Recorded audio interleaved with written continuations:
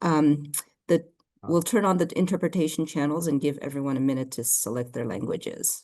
好啦，而家我哋咧開始我哋今日嘅會議演講，我哋會打開翻譯嘅頻道。而家你哋各位應該見到下邊有條 bar，就係有 Speak to Language，就係有 Chinese 同埋 English。咁希望你揀 Chinese 中文，然之後 Listening in，我哋希望你都揀英文。咁我哋就會一齊喺呢個中文嘅頻道裏邊聽到我。希望你哋將你哋嘅話筒 mute 咗佢。Again, welcome to our town hall. My name is Swanee Cho. 好啦，而家喺度講緊嘅咧就係 Swanee Cho，就係我哋嘅 SFTPA 嘅副局長。咁佢哋就係今日會報告下我哋今日嘅會議。Abraham Vallon。咁介紹我哋今日嘅成員咧，有一個叫做 Rachel Hyde、Amy Thompson、Martin Ryan、Daniel Ribble、Rebecca Bonos 以及 Abraham Vallon 一睇係我哋今日嘅支持，仲有我哋一隊翻譯嘅團隊。好啦，今日咧我哋將會分成3個部分嚟到討論 SFTP Plus 計劃嘅。計劃嘅目的咧，出行模式嘅變化、長期投資嘅策略，同埋然後我哋會討論一下你嘅優先事項。咁咩叫做舊金山交通計劃啊？簡單嚟講咧，係一個交通收入嘅30年投資計劃。呢個係交通管理局嘅核心職責之一。我哋嘅 SFTP 會根據需求以及灣區區域嘅規劃進行協調嘅。呢啲係我哋努力透過 SFTP 實現嘅目標。呢啲目標係幾年前與舊金山交通局係 SFMTA 同埋規劃部共同嘅定製，並且咧參考咗社區嘅意見㗎啦。而家見到咧就係我哋嘅目前嘅工作重點啦，係根據出行嘅趨勢嘅變化以及收入預測嘅下調進行重點嘅更新。我哋正處於第一輪公眾嘅參與階段嘅，希望了解大家對交通系統嘅優先事項啦。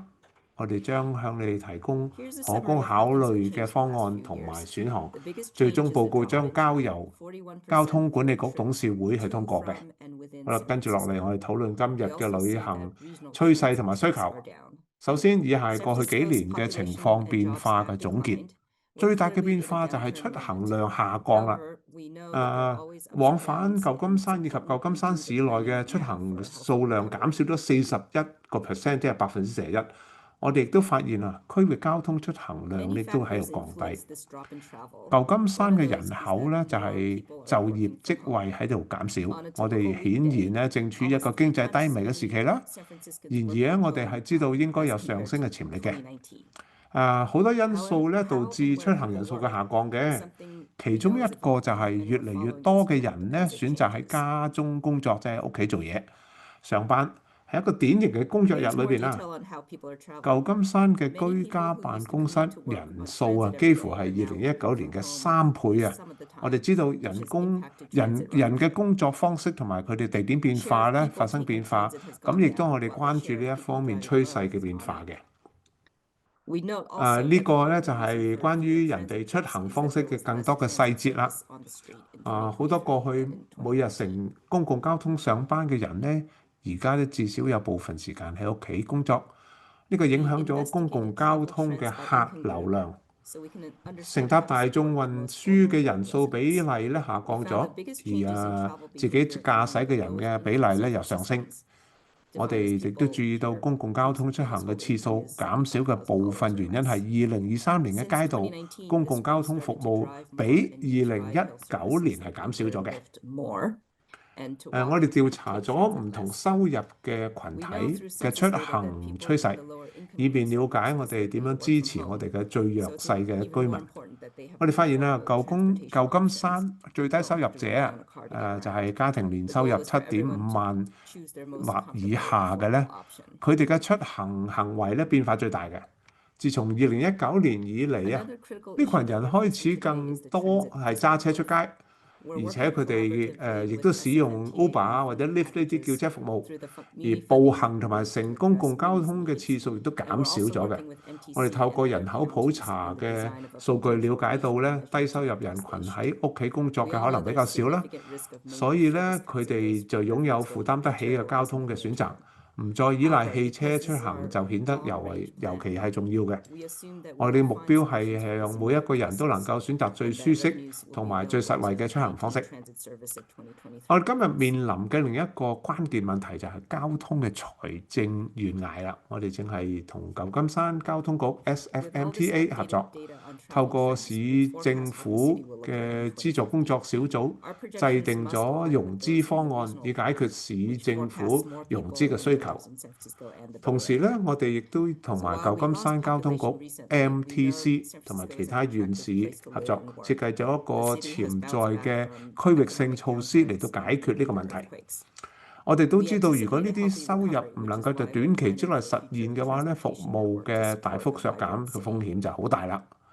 然而我哋嘅長期計劃咁講咧，我哋確實假使我哋將揾到解決眼前嘅危機嘅方案都好啦，並且確保有足夠嘅收入嚟到維持2023年嘅交通服務水準。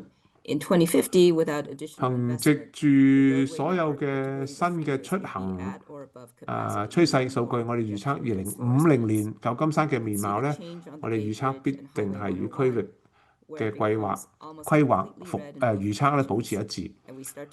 呢個規劃預測舊金山同埋灣區將新增嘅人口同埋就業機會，因此我哋盡量我哋最近人口所減少啦，但係我哋知道舊金山係一個好適合居住就業嘅城市。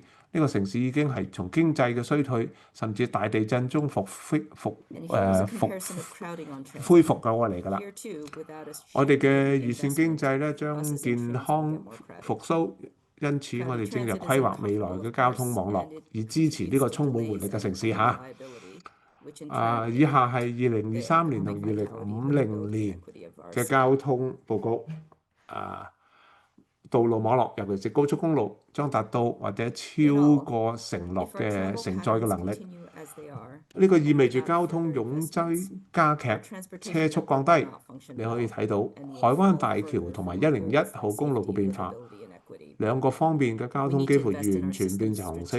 我哋開始睇到細側嘅一些道路咧，交通咧更加擠擁。呢個需要注意嘅，因為佢會影響我哋作為一個城市同埋地區維持經濟活力、適宜居住可持續性嘅能力。同時咧，如果大家唔加大投資嘅話咧，公車同埋火車咧都會變得更加擠擁嘅。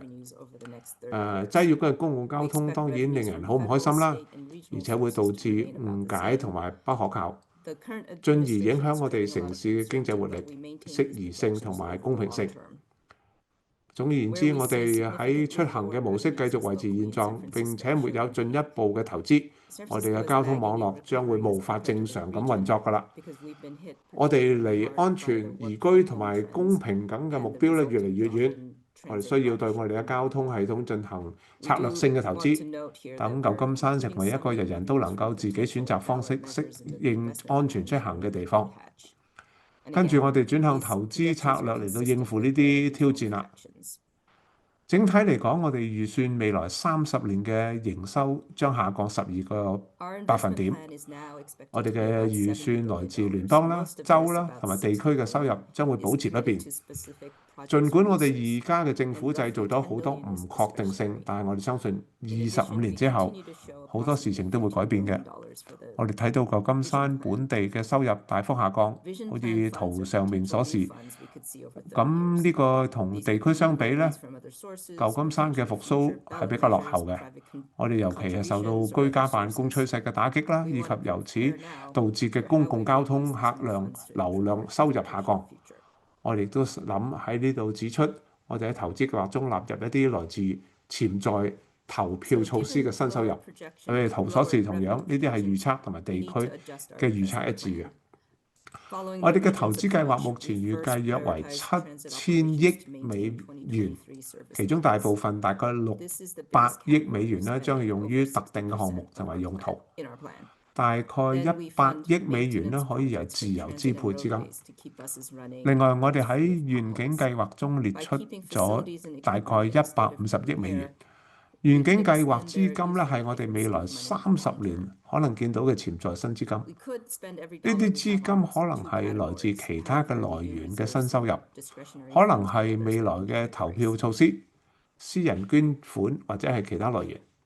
我哋目前咧仲係唔係好確定，但係我哋希望規劃點樣利用呢啲資金嚟改善我哋嘅未來交通啊。按照鑑於收入嘅預測較低，我哋需要調整一啲投資嘅計劃啦。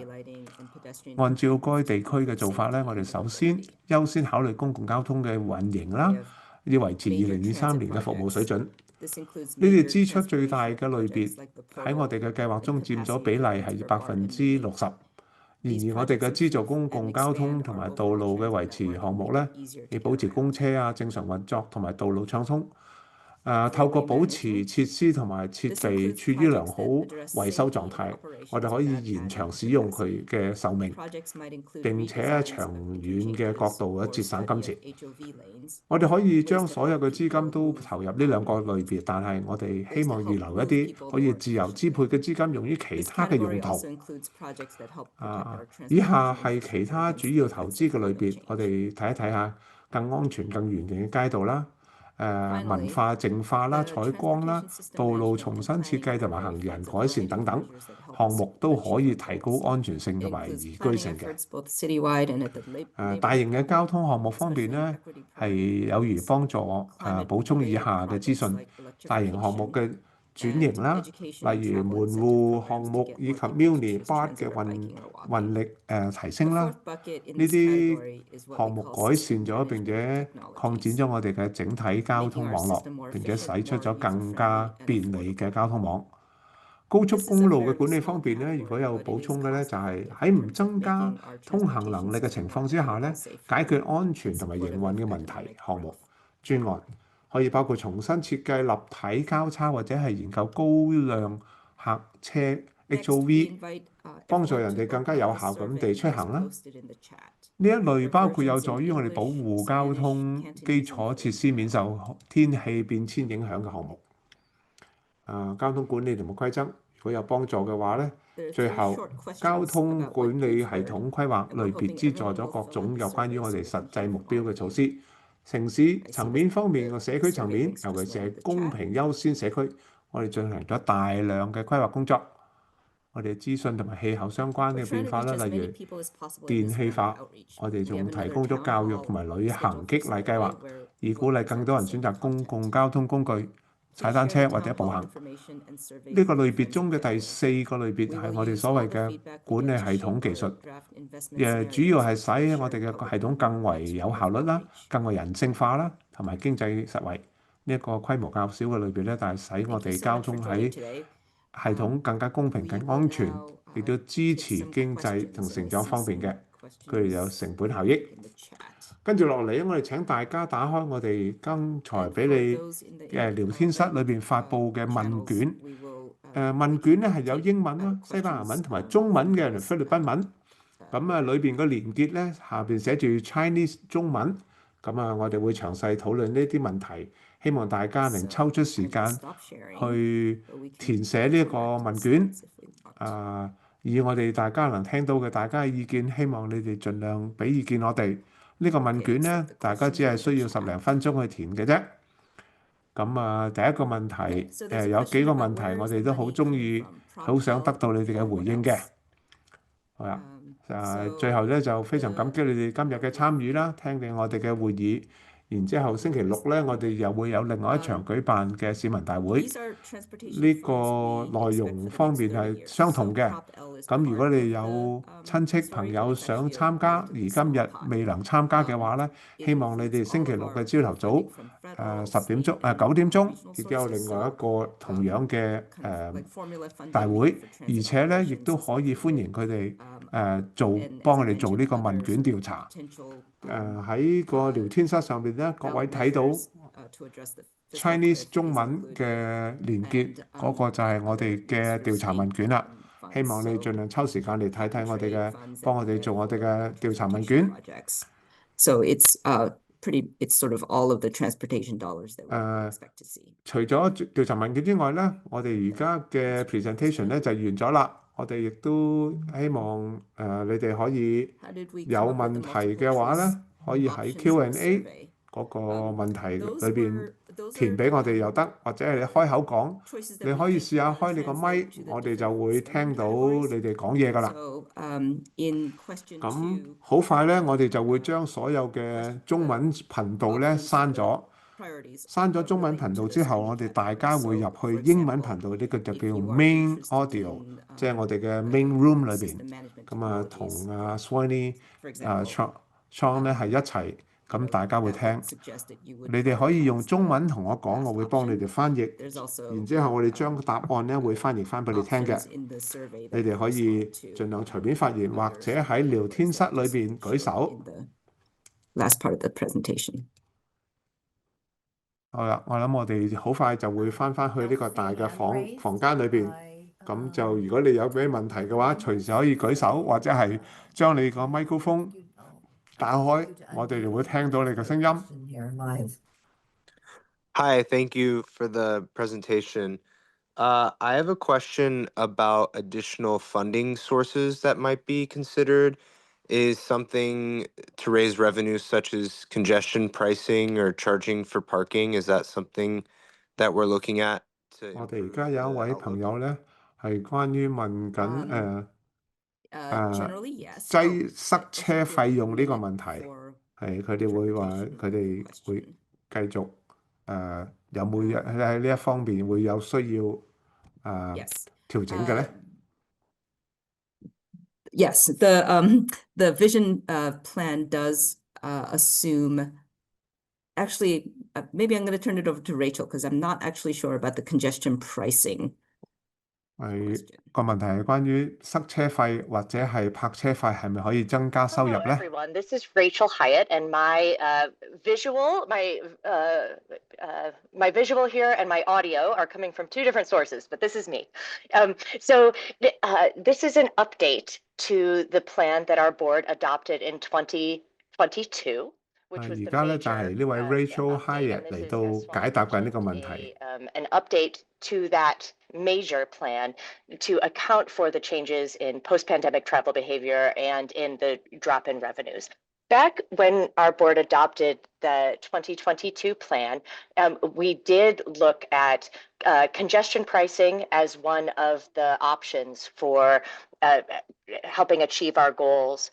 That is a concept that is included in the out years of the plan. So the last 15 or so years of the 30-year plan.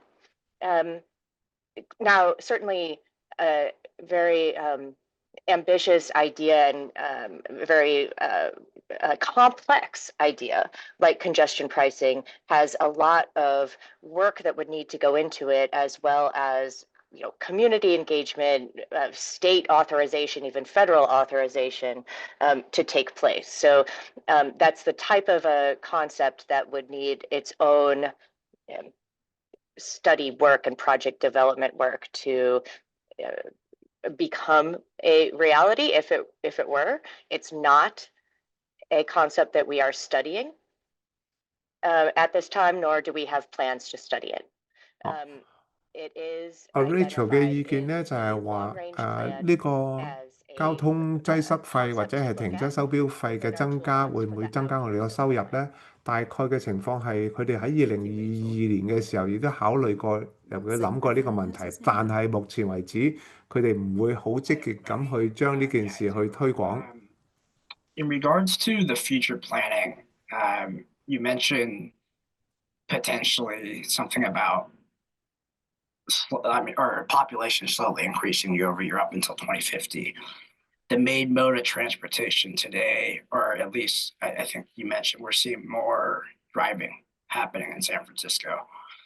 Why would we consider reducing automobile lanes, especially on the west side, if people are actually showing their main mode of preference to get around today is driving?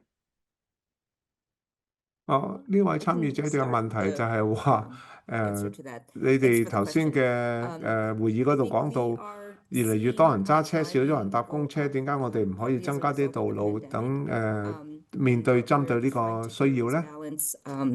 The transportation options so that everyone has a choice, so that we don't have to have everyone rely on driving because it's, sort of seen to be their only choice. We want to make transit and other modes just as attractive as driving so that everyone has a choice. We also know that, the city is, constrained, and so we're not in a position to build any more streets or lanes. And we have to make the streets work more efficiently and be able to move more people.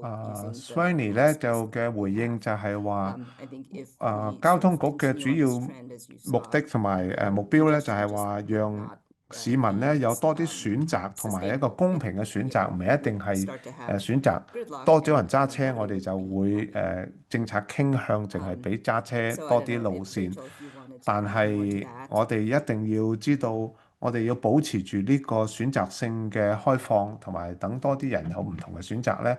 我哋喺公車同埋其他嘅公共交通方面咧，亦都唔可以太減少嘅，因為呢一個係俾大家有一個選擇嘅權利。Just another question. The graphic that you showed showing increase in congestion was very interesting. And I'm also curious to know, I'd seen something about the removal of the 101 freeway spur to open up new land for housing. Is that something in terms of freeway removal that's being considered? 呢一位參加者就提到喺個展示圖上面顯示咧，因為有塞車嘅情況，所以亦都有101高速公路嗰度咧係辟出咗一啲新嘅土地嚟到開拓住房嘅。咁想問下，係咪會考慮到再移走多啲高速公路咧？That's our San Francisco Freeway Management Study, which I can provide you more information about. It's just in the very beginning stages of starting. However, that study does not contemplate removing sections of freeway. Rachel 咧就回應就係話喺三藩市對於101嘅高速公路咧係由三藩市高速公路管理局嚟到負責嘅。目前為止咧，佢哋係冇意思或者係喺度仲係研究階段，但係佢哋冇意思話再攞多啲101公路或者係高速公路嚟到攞走嗰啲地嚟去做發展住屋。San Francisco Freeway Management Study. So I would love to share with you. I'll put it in the chat. Our website there. We're at the very beginning stages of that study, however, so we don't have any particular dates for outreach at this time, but there's a place where you can sign up to be a participant, to be notified about the work that we do as that starts. Thank you. 呢個參加者就問下未來有冇人會有研究呢一方面嘅需要咧？阿 Rachel 就話而家咧仲係喺初步嘅研究階段，咁我哋好高興可以咧同你哋分享管理局佢現在進行嘅速度，你亦都可以入去呢個高速公路管理局裏邊去跟進佢哋而家研究嘅階段，但係可以同你講，而家嘅研究只係處於一個初級嘅階段，暫時仲未有任何時間表或者路線圖出嚟俾到同你分享到。The moving heartbeat, lifeblood of San Francisco. And the reason why I asked this is because, we saw 2% cuts are taking place this summer. Not a lot of people are happy about it. Actually, I'd say the majority of San Franciscans aren't happy about it. And public officials claim that the easiest way to get around it at scale or at mass is public transit. And you look at, the rest of the major cities in the country, I'll use New York as an example. They have a world-class transit system. And right now I feel like we're focused on a lot of other things not related to Muni specifically. So my question is there, can we make a little bit more emphasis on muni operations, readjusting routes, doubling down on certain routes, bringing back express routes, to the conversation of this broader plan we're talking about here today? 呢位參加者問一個問題就係 Yes, I think 話， we would love 似 to 乎 talk 而 about 家 those 我哋 kinds 三 of 藩 things. 市比起其他 This 先進城市， effort 例 is 如 primarily 紐約 a 嗰邊 investment 嘅 plan, 交通路線同埋嘅公共交通 investment 巴 plan. 士，尤其是 So 比 the 起我 kinds 哋 of things that 嘅 we're talking 三藩市 about 嘅 are the Muni things that 交 would 通 fall into the 巴士交通 some 嘅 of it 管 is 理 the 系統 transit, 咧，係比較先進 operations 同埋 enhancements. 係方便嘅。 Category, which is 咁想問下點解我哋唔加大力度去關注多啲喺 Muni 方面嘅管理同埋規劃，增加多啲快車啊，將個路線去更改或者係完善化咧？ And then there's also, I think, investments we can make in that last category about using technology to make things more seamless, helping with affordability, things like improvements to the Clipper system, for example. So those are all things that we would love to,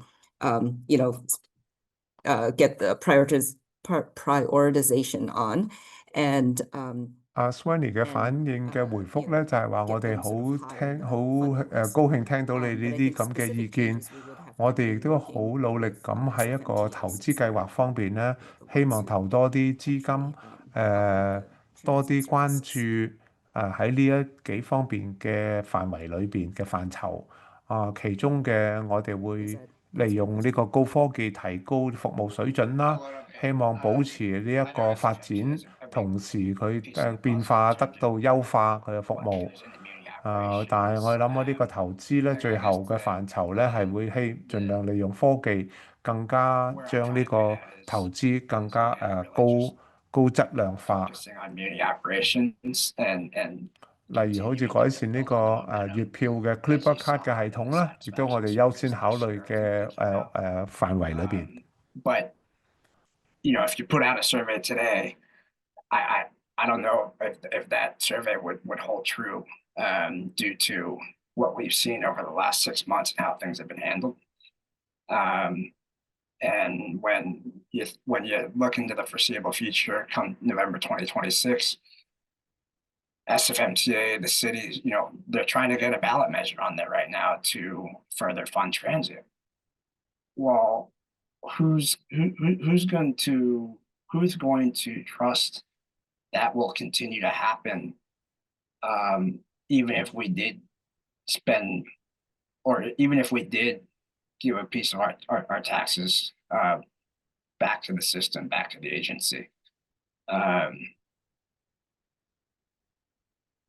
while we're also heading into a massive deficit. So I think working with SFMTA to really identify within the budget where, at least in the nearer term, next couple of years, you can identify together where we can get budget from without having to rely on a massive measure come November 2026. 呢位參加者提出一個問題，就係話我哋似乎喺三藩市嘅預算裏邊已經見到好大嘅赤字，而舊年呢，亦都係將呢個交通局 SFMTA 嘅撥款重新擺上去呢個投票個方案裏邊嘅。我呢位參加者覺得唔係好有信心，近期會唔會可以再得到多一啲城市即係三藩市市政府嘅投資？ Their hand raised as well. Noah, you have a question? Okay. Yeah, sorry, one more. And it kind of comes from, again, the revenue, just thinking about if we have the deficits and it's hard, we need to pass these ballot measures or ask the state to give us money, which seems like they don't really want to, maybe. In addition to congestion pricing, something like a larger parking pricing plan or some other way to raise revenues from people commuting from the East Bay, the peninsula, to capture those revenues since they aren't taking public transit? Is that something that's being considered? Other ways other than congestion pricing directly?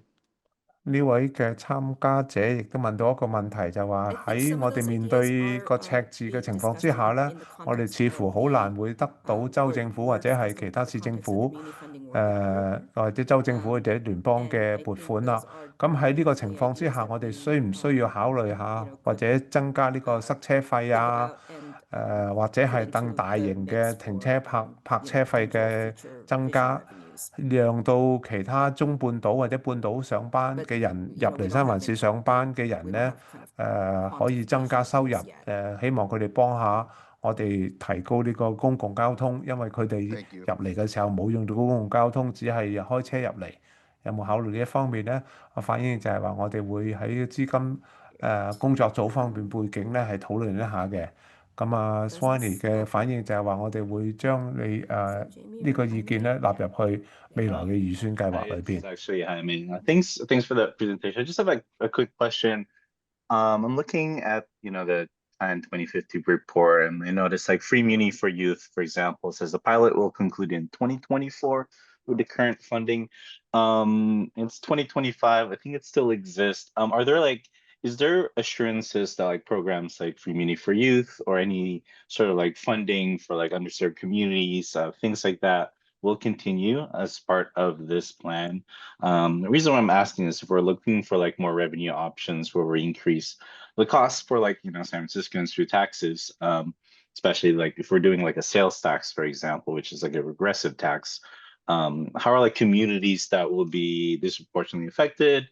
How do we sort of like ensure that, what we're paying, that they're getting something out of like what they're paying for, if that made any sense.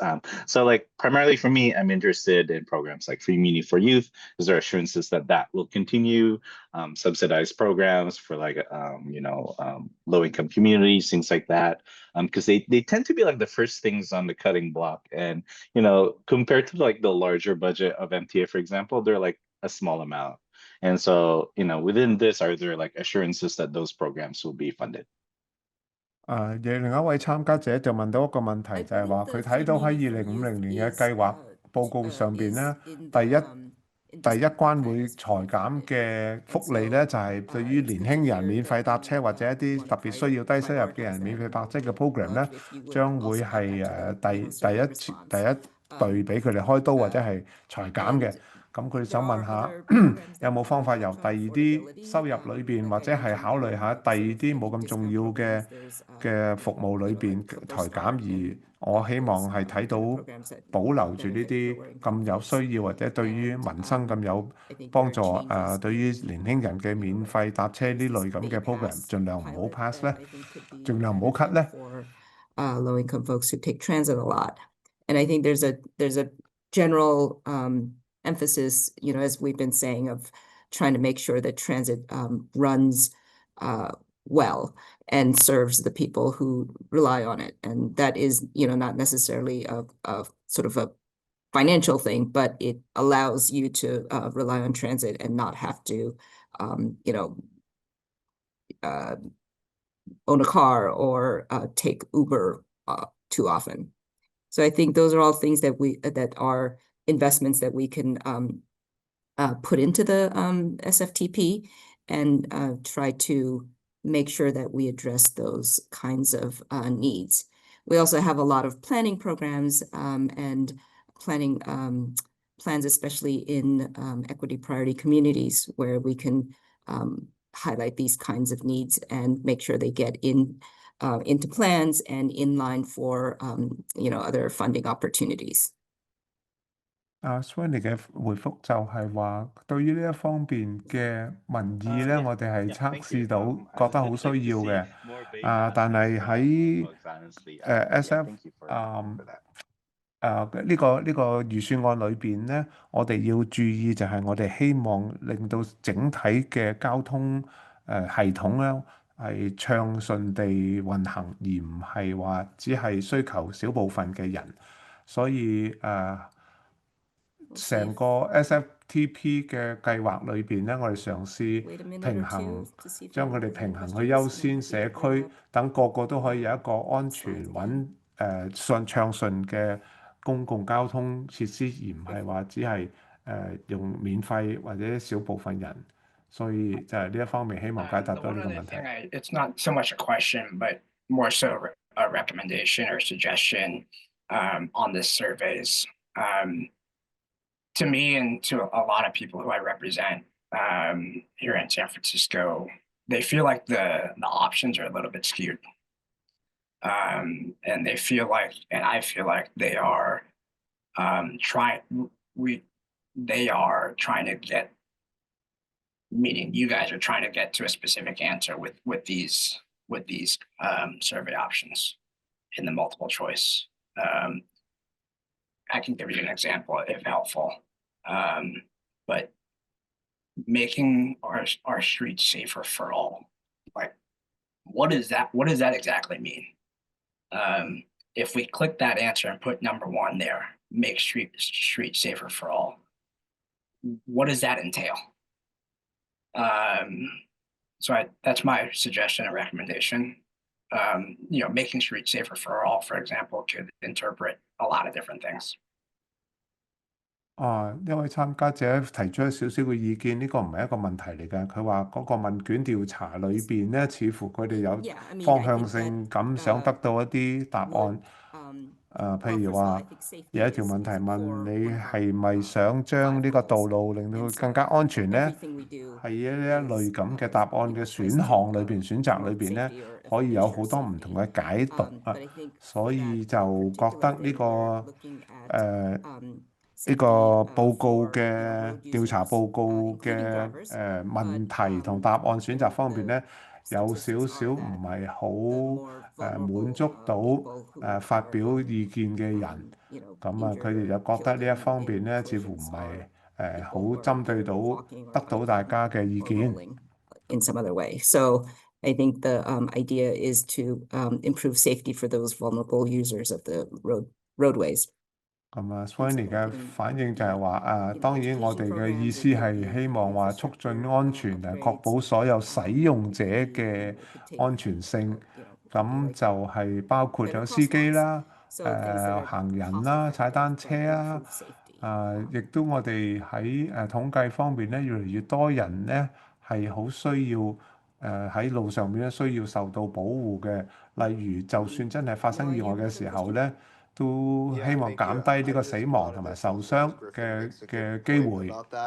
And I'm curious to see maybe in the surveys, since pedestrians are the ones who are more likely to be killed, if we make that more clear in the survey of the investments will be going towards this group of people or drivers or whatever the decision is for that various option, but should be maybe more specific because it'll be a different process, I assume, to put safety measures in for pedestrian safety, bike safety, and driving safety, since those are different groups. But yeah, just to build on that. 另一位嘅參加者亦都提出一個意見，就係話喺問卷裏邊咧提到咧增加使用者嘅安全，但係大家都清楚明白喺道路上嘅行人所受到嘅傷害嘅機會，比起司機或者係踩單車嘅人會高好多嘅。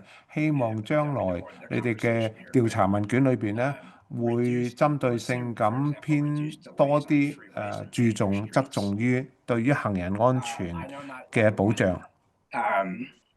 Here or that lives in San Francisco may be paying attention as close as some of us. But we all know what's coming down the potential pipeline.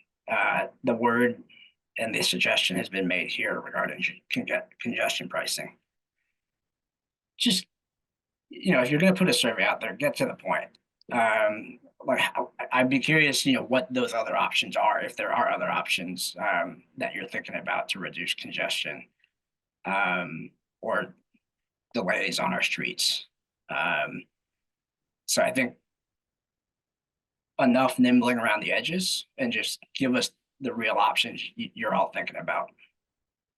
呢位參加者亦都提出就係話，例如好似喺問卷上邊提到，想問下我哋對於點樣搞交通擠塞嘅面對交通擠塞嘅堵塞定價嗰方面，除咗呢一個方法之外，仲有冇第二啲方案可以增加收入嘅話？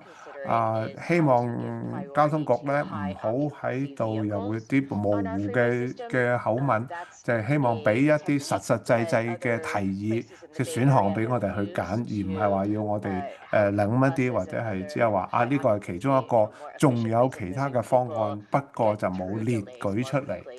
咁希望你哋清清楚楚列舉出嚟。And our San Francisco freeway study. It's this San Francisco transportation plan itself does not approve individual projects or develop individual projects. It is an investment scenario, and it does look to identify relative needs and priorities for types of investments.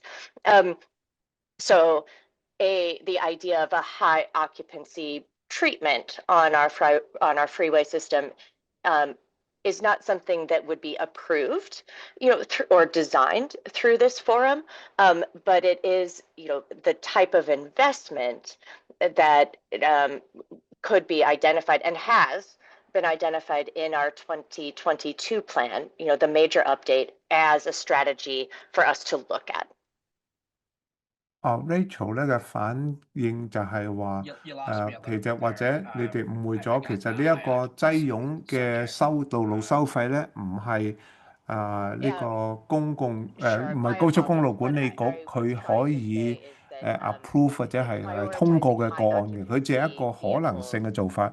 而我哋今日嘅交通局主要都係針對於投資同埋我哋嘅投放資金方面嘅方向，而唔係會 approve 任何一個簡單或者係直接一個 program 嘅作用。所以我哋只係一個方向性嘅投資詢問調查，而唔可以話擺一啲話呢一個就係個解決方案，個別嘅解決方案。所以呢個係一個整體宏觀嘅角度。Questions. This is not the end. You can always email us or sign up for updates. There's also another town hall, as I mentioned, on Saturday. I can actually make maybe one more comment. Not a question, but I think on the first slide, you went by it really quickly. I know there was traffic calming on there. I am 110% pro pedestrian safety and safety in general, whether it's public safety or pedestrian safety. But the one thing I would leave out of the plan, and this is because I've heard hundreds of people complain about it and say it's confusing, and it's actually more likely to cause a traffic collision than the former design of the street, and that are neck downs. I would highly encourage the removal of any idea of a neck down on the streets of San Francisco. Thank you. You bet. Thank you. 呢位參加者就提出一樣嘢，佢會希望三藩市盡量減低呢一個 neck down 嘅街道。樽頸地範嘅街道，因為佢話佢雖然係好擔心行人嘅安全，但係呢個咁嘅設備令到駕車者咧係好 frustrate 嘅。And please do fill in the survey. Tell your friends and family. 好啦，最後咧，Shani 咧亦都提到，希望你哋 chime in. I didn't get a I didn't realize you were wrapping up right now. Just piggybacking on what Rachel said.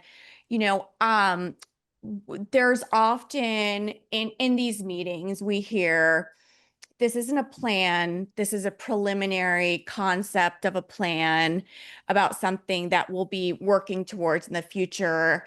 And I understand how, you need to just sort of surface some ideas. But when, there's things move fast in City Hall and SFMTA and there's turnover. And as soon as something is on paper, it is then often utilized as a point of reference in the future, as though this was, this was already approved. And so there needs to be some sort of a